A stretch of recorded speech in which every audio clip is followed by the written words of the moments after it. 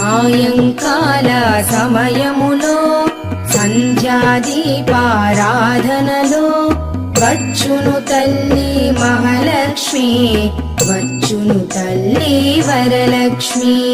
కాళ్లకు గజ్జెలు కట్టింది, మెడలో హారము వేసింది, పిలచిన వెంటనే పలికింది, అడిగినదంతా ఇచ్చింది. సాయంకాల సమయములో సంధ్యాదీపారాధనలో